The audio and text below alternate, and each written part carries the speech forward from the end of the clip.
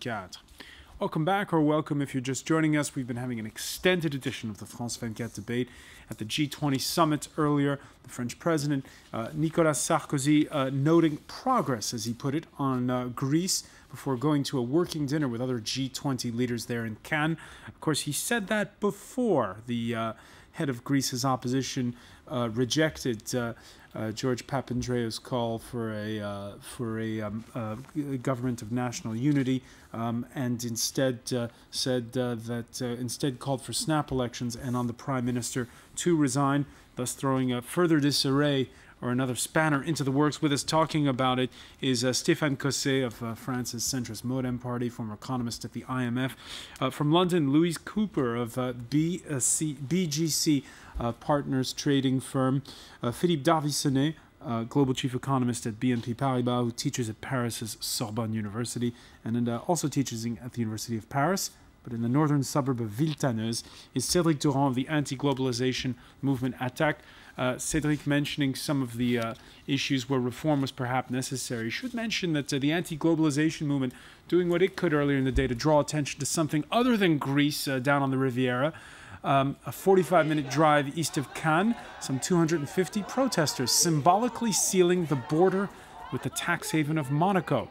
They even had phony businessmen simulate shock and indignation.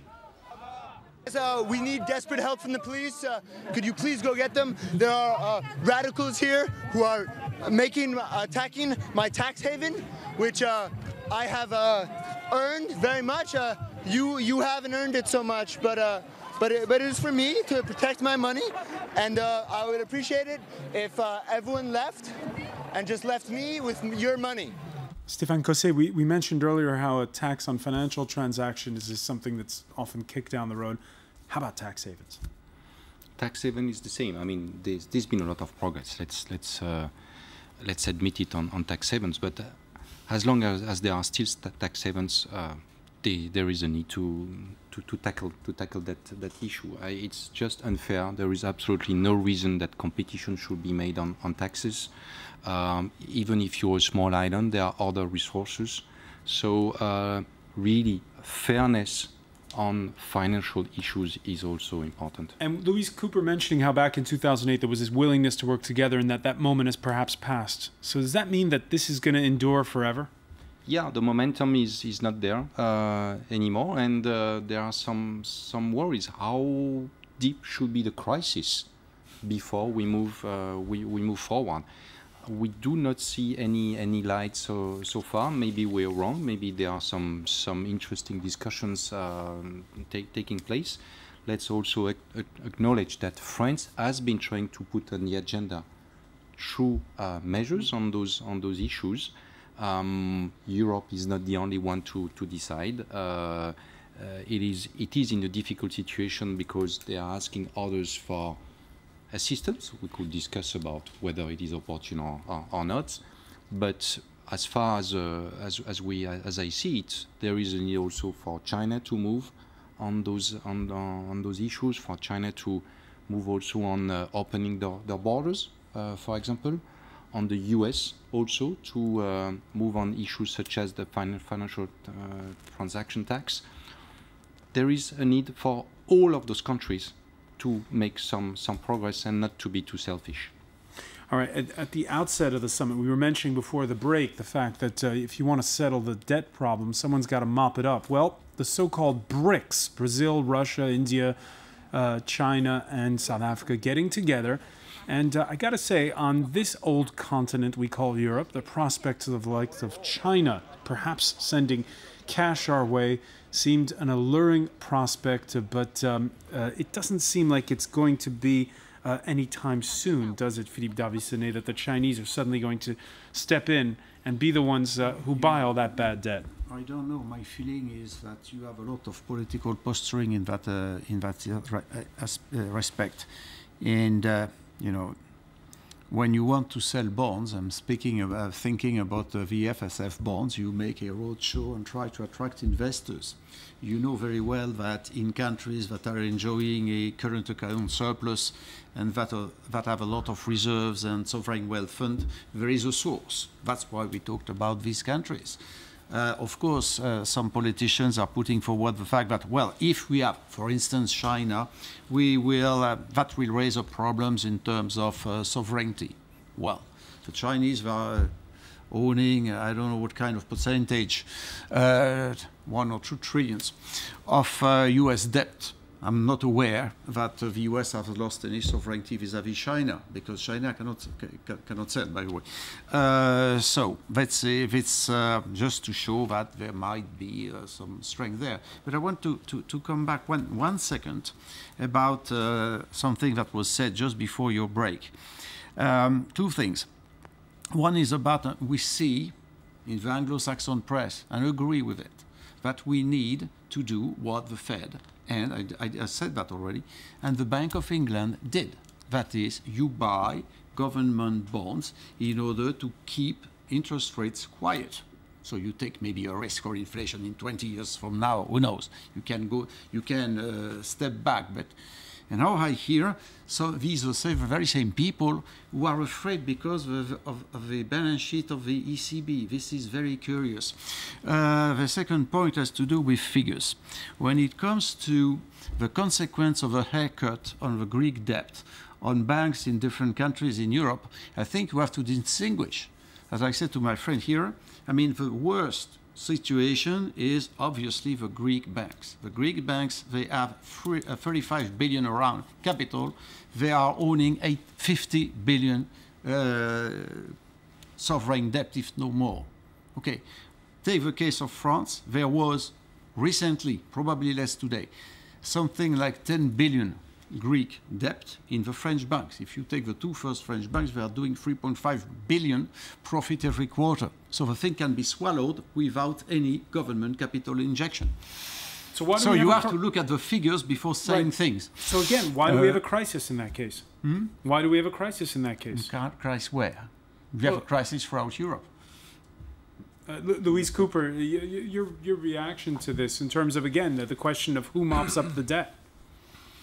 Well, I believe, correct me if I'm wrong, I believe Hillary Clinton quite famously said when she was trying to go to China to negotiate on something on the undervalued currency, she said, how do you negotiate with your banker?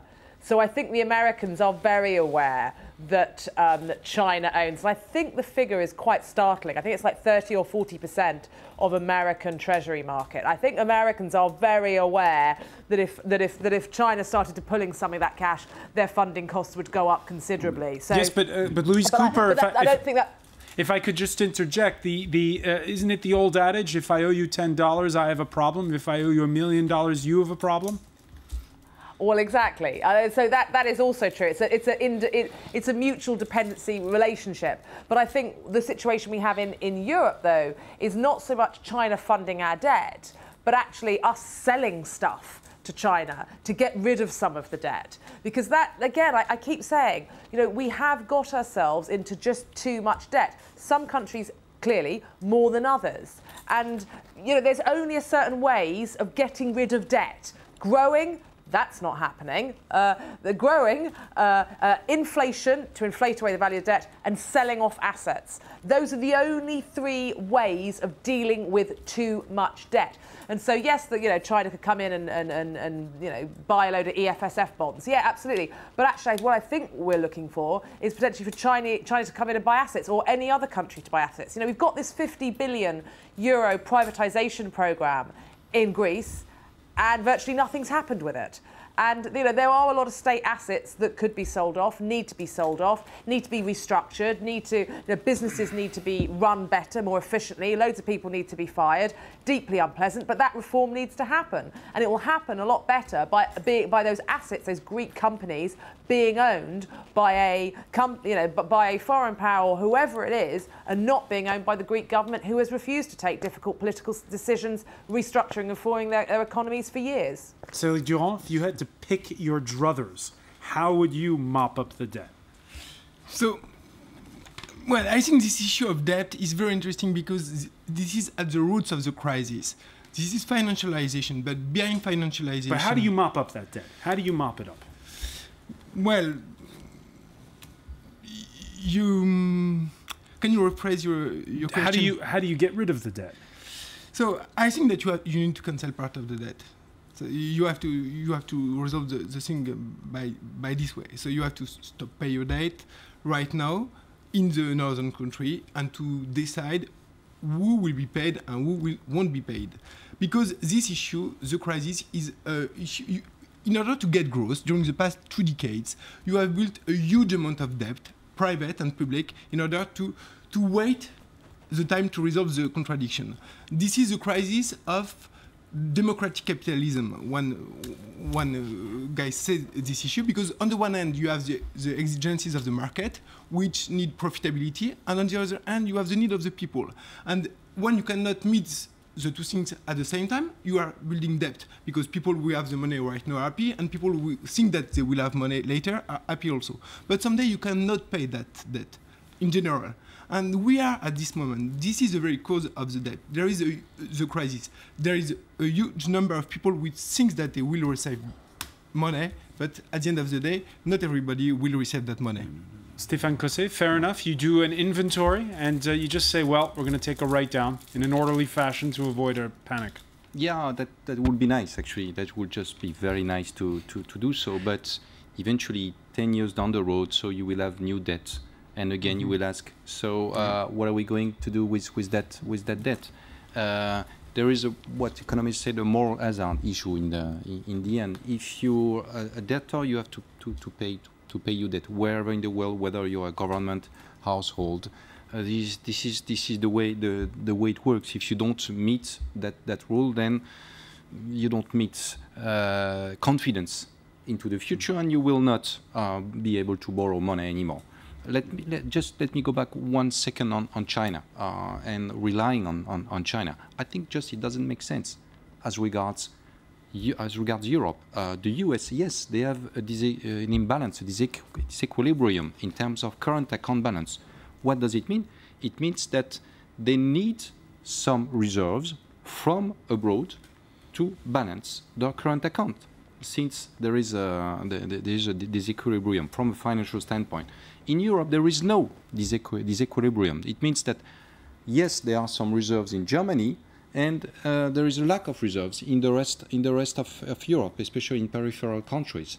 So the issue of saying, well, Germany cannot bring that money because they don't want to, so let's ask China to do so, is not a sensible idea. So I think that if Germany does not want to do so, then let's ask ECB to do so, the European Central Bank to do so, but not China. All right, let me point out, by the way, the Financial Times, a lead editorial this Thursday entitled "The World Needs a Can-Do Summit."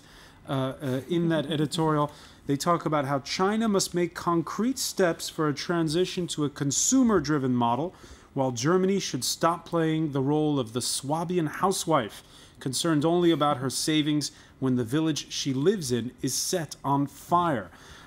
In other words, it's not just about financial issues, it's also about trade. When it comes, if you take a word, and suppose you have two countries, one is the US, the other is China, when you take a country like Spain, not that much today, but a few years ago, and Germany, we are exactly in the same situation. So I wanted to add 2 points to what you just said.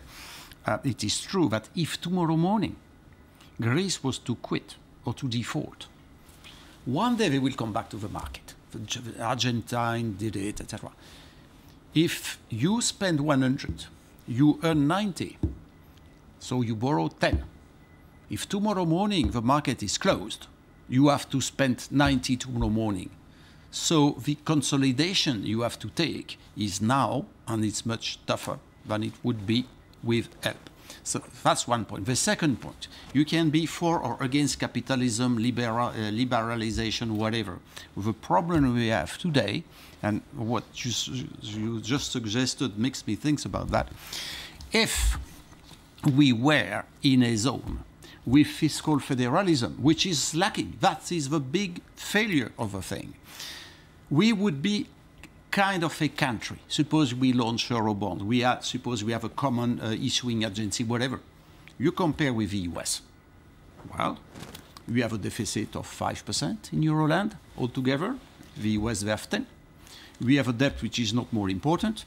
We have a current account balance which is close to zero. The US, they are still in a deficit. So we don't need external finance. It's a problem among Europeans.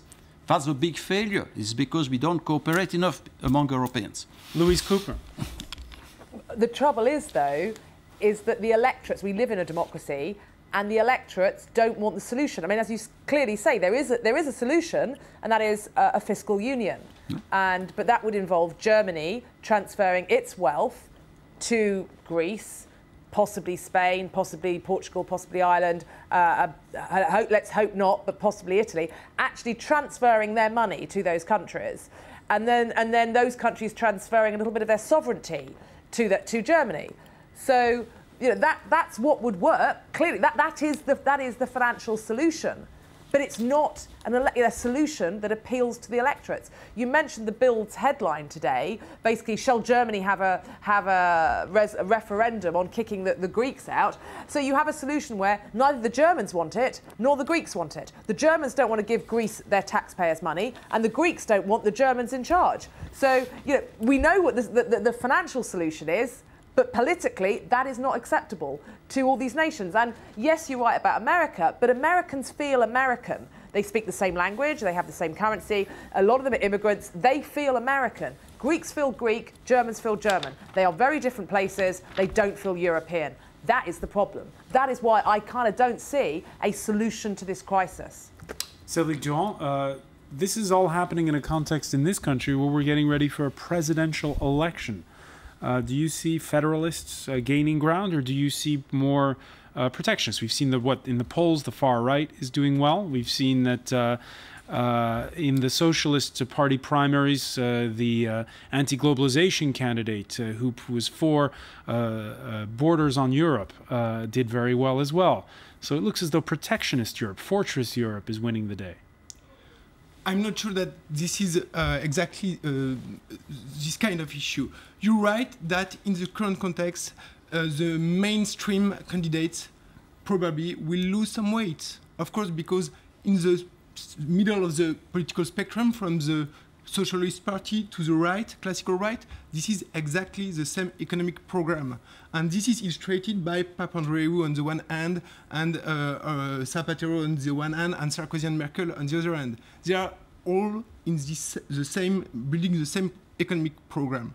But when you have such a huge economic shock, you need political alternatives, you need political debates. And in order to do that, some spaces will open on the left, hopefully, or on the right, on the far right, and we all know what history has told us about the danger of crisis. So I think that the main cleavage right now, the main contradiction, is between forces that will be against or in favor of austerity, of adjustment by austerity. And this is around this debate that my guess is that the political debate will be built in France during the next few months. But if I just add a point, it may be I think that the things will be pretty much interesting and probably will be in that way, because the debate is just not the elections right now, because the agenda is going very, very much rapidly. You have the political situation in Greece, which is mainly in the street, but also you have what is going on in the States, the United States. We just talked of this issue of the United States. The crisis is just not in Europe. But just on the issue of Europe, again, if you're just joining us here on France 24, earlier the French president Nicolas Sarkozy saying that the euro is the heart of Europe. We can hear what he said at that press conference that he gave a short while ago before attending that dinner of G20 leaders.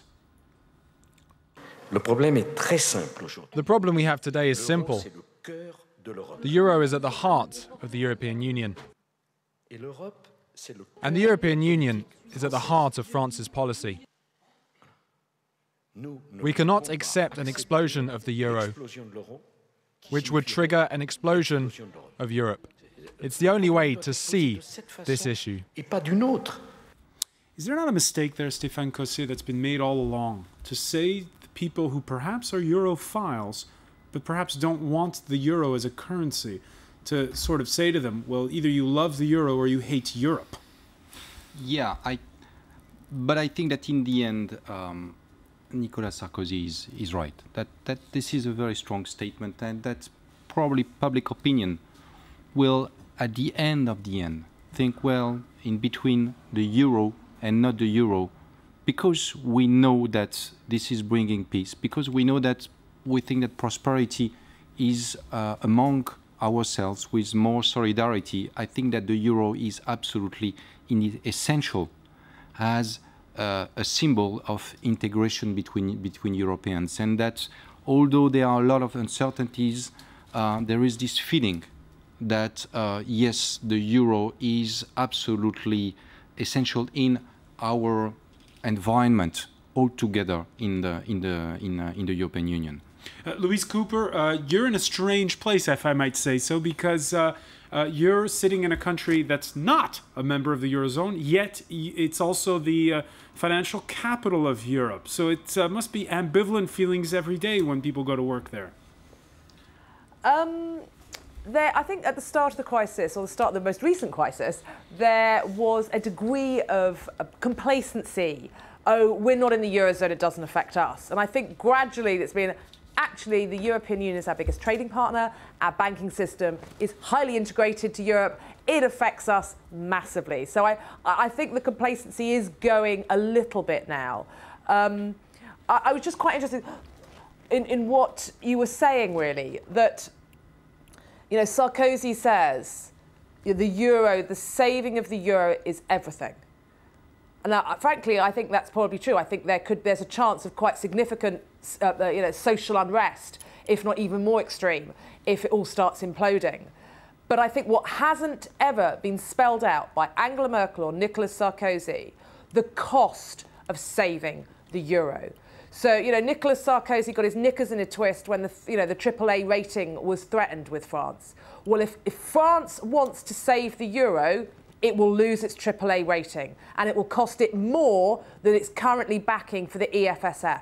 So I think what we need is a degree of reality. The euro is important, but we will do everything it costs to protect it, and that will cost us dear, France. But it's worth it because of, you know, safety, security, you know, all the other reasons. It provides, you know, wealth eventually. It's been massively beneficial to the economies, but whatever. But I think what we're seeing is that both a lot of Eurozone politicians aren't willing to spell out the cost of saving the euro. And without that, it will come as a big surprise and a big shock to electorates when they do discover quite how much it's going to cost them. Philippe Davison, does it boil down to a choice between keeping that AAA rating with the credit rating agencies or saving the euro?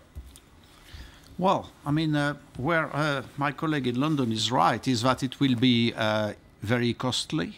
We know that we need to consolidate more our public finance in order to keep this rating. There is a commitment to that. And it's not just because the growth expectations have been revised down in France. It's because there is also the EFSF. So I do agree to some extent with that. The second thing I wanted to mention, going back earlier to our discussion with London, is it's right. We have a population which questions Europe, which questions the euro. That's why if one targets some kind of fiscal federalism, it will be long. Negotiations, treaties, etc. But the big problem there is what we have inherited over the last 10 years. Each time politicians did silly things on the domestic side, look, it's Brussels. How on earth could you have a population which is Brussels friendly, if I can put it this way, when they have behaved like that during 10 years? So you have to redo all this. Cédric Durand? Yes, my point is that if you have this kind of political crisis in Europe right now, it's because you have a lack of legitimacy of Europe. And this is a result of decades of a build-up of European Union and Eurozone against or without the people. And we know that example with the referendums in 2005. And right now, the incapacity to build solidarity in Europe, a real solidarity, is linked basically with this lack of democracy at the heart, at the roots of the European building process. So we have to take up the chance with this crisis to reshuffle the European building. But of course, it will be costly. And I agree to a certain extent to what has been said, especially the fact that Nicolas Sarkozy may say it and may make that statement, but that in the end this is not in Nicolas Sarkozy's hand. He has no more financing for that. He cannot fund the EFSF anymore. Sorry to be a little bit technical, but if he was funding it, France will lose its AAA rating. So he has no other choice but to say, Angela, what are we going to do? What can we do? So the fate of Europe, the fate of the euro is in Angela Merkel's hand eventually. And this is why he can make that statement. But in the end, Germany has the final word. Very briefly, because we're almost out of time, Louise Cooper, do you agree? I do, and you know, the creation of a single currency and the creation of, especially the creation of a single market, has proved very advantageous to European countries.